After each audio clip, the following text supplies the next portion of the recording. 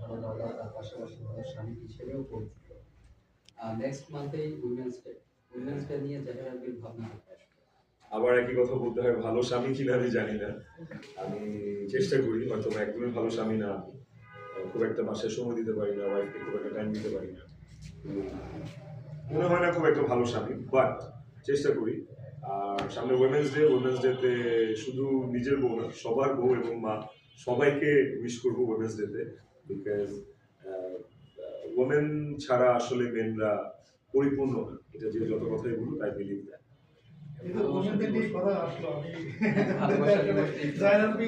যেহেতু সেলিব্রিটি দেখতে সুদর্শন, নিশ্চয়ই তার প্রচুর নারী ভক্ত।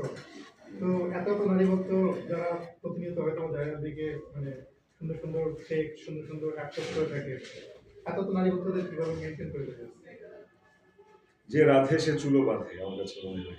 তো নারী ভক্তদের মেনটেন করা আসলে হিরোদের জন্য খুব একটা টাফ কিছু না।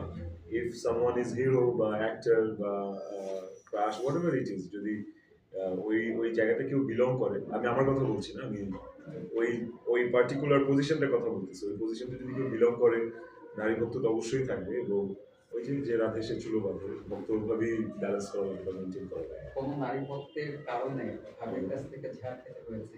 ভাবি is really use to of it. আসলে 1-2 বছর না, 12-13-14-15 বছর হয়ে যাচ্ছে অলমোস্ট।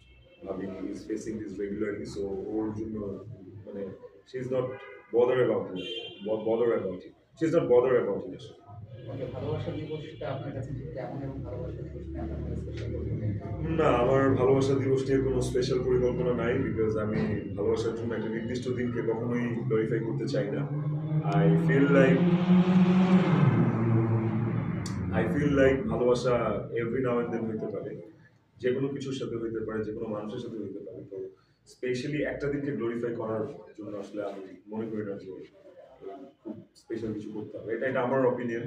ডোন্ট ফলো মি, তাহলে আবার আপনাদের গার্লফ্রেন্ডরা রাগ করতে পারে। আমরা জায়গাবির হাতে অনেকবার ট্যাটু দেখছি, ট্যাটু করতে আসলে কেমন লাগছে না, কিন্তু চরিত্রের প্রয়োজন? না, এগুলো আমার permanent tattoo. I did it. আমি ট্রাভেল করি অনেক। আমি যখন ট্রাভেল করি আমি তখনই ট্যাটুগুলো করা। এই তো, ইটস কমপ্লিটলি পার্সোনাল। কিছুদিন আগে দেখলাম নেপালে গিয়ে পাহাড় থেকে চাপ করলো জায়গাবি, সেই অনুভূতি কেমন ছিল? It was really amazing. Height phobia ছিল, লাফ দেওয়ার আগ মুহূর্তে কলিজা ছোট হয়ে গেছিল, শুকাই গেছিল। বাট ঝাঁপ দেওয়ার পর আই ফেল্ট সো লাইট, আমার কাছে নিজেকে খুব হালকা মনে হয়েছে। তাতে শেষ করে শেষ হলে আমি মাইকে পেয়েছি, গান শোনানো সেটা হয় না, গান না, প্লিজ। তাহলে শেষ, আপনার যারা বক্তব্য শেষ, সামনে ঈদ নির্বাচন সবকিছু মিলে